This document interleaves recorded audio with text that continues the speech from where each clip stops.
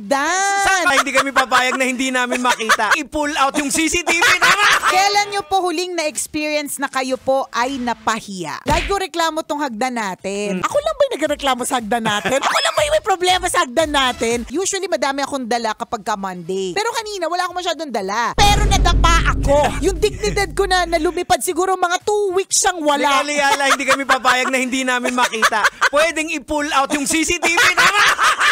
Pero kami na inisip.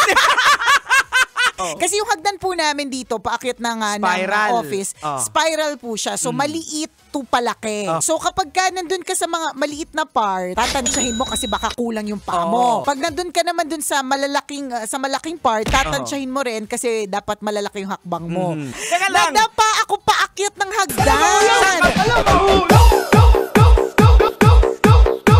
Kasi may mga napapansin ako dyan, iba-iba yung pattern sa pag-akyat eh. Nandun ako sa gitna. Wala kang bang hahawakan.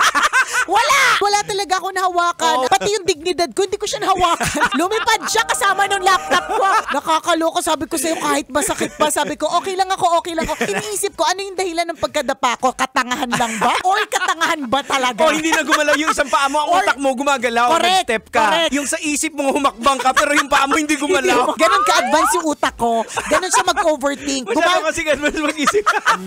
Sarap manood ng radyo, no? Ginawa mo na talagang bisyo ang panonood sa amin, no? Umabot ka na rito eh. Kaya kung gusto mong tuloy-tuloy pa ang tawanan, Iyakan at kiligan, aba, i-like mo na ang video na ito. At mag-comment ka na rin, kabisyo. I-hit mo na rin ang notification bell para updated ka sa mga kaganapan namin dito sa Love Radio. kailangan pa bang i-memorize yan? Basic.